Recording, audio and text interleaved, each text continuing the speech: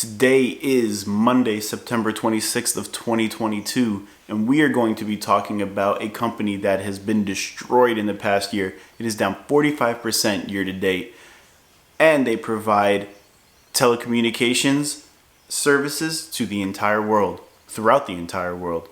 Today we're going to be discussing ticker symbol CMCSA, Comcast. Remember, this is not financial advice. I'm not a financial advisor. This is purely my opinion and based off of the research that I'm doing. It's up to you to go do your own research and make your own investment and financial choices. I don't know about you, but after a long day of work, I usually find myself laying down in bed, trying and struggling to fall asleep and turning the TV on and watching TV until I don't know what's going on anymore and I pass out. Nevertheless, for whatever reason, even if it is considered unhealthy, I feel rejuvenated and ready to go for the next day. But that's besides the point. Today, I'm going to be discussing why I'm buying Comcast at its current value. If you'd like to see more of this content, leave a like, a comment, and subscribe down below. It would greatly help out the channel, and any feedback would be great as well. Comcast is a telecommunications service that is provided around the world and was founded in 1963 in Philadelphia, Pennsylvania.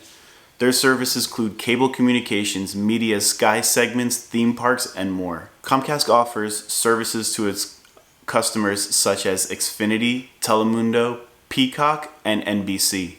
They own theme parks, Universal Studios, in Florida, California, China, and Japan.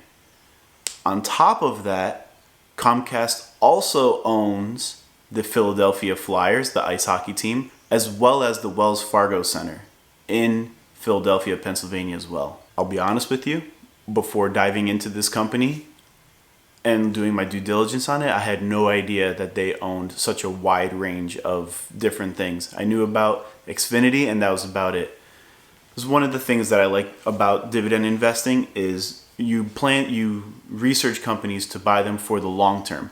Me personally, I buy them to meet my goals, which are going to be for a very long time. So when I put my money into something, I'm going to be holding it, expecting it to grow its dividends so I can have that income as part of my portfolio and not have to worry about it. Today, as I mentioned earlier, is Monday, September 26th of 2022. The value obviously is going to change from later on in the future, but today Comcast is currently trading at $30.83.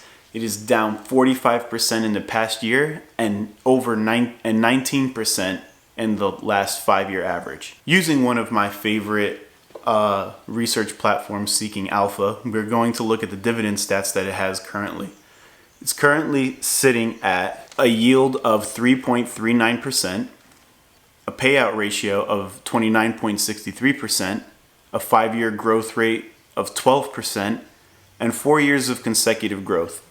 That one, I'm not sure how Seeking Alpha got that. Doing research in other platforms as well has shown that they have over 20 years of consecutive dividend growth. So it's a little mix up. That's why you always gotta get a second opinion. Like when you go to the doctor and you don't agree with what one doctor says, you got to go find another doctor and get a second opinion. Make sure you do your research, okay?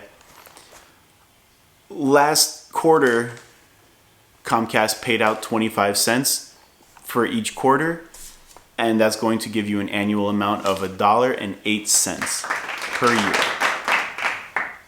They pay their dividends in January, April, July, and October. I mention that because as a dividend investor, I want to get paid every month. I don't want my income to drop because one day I want this portfolio to replace my actual income, and I want to keep a steady income, a steady paycheck kind of from these dividends, and I don't want it to be kind of fluctuating. So in the future, as I go over more of these stocks that I'm looking into, I'm going to be looking to make sure that they fill in each month so it's kind of leveled, so I'm not, starving one month and living large the next month.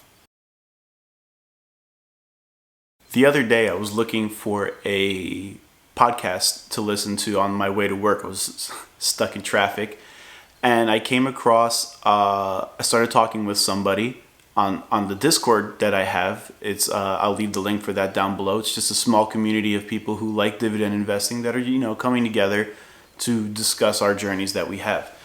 One of the people that I met, his name is Harris Elliott. He's got a podcast that you can find on Apple Podcasts as well as Spotify called One Penny at a Time.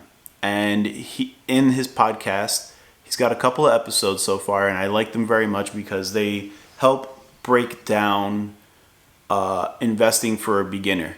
When I first started, I was watching a lot of videos and reading books with terminology that was like way going over my head, and I was getting lost.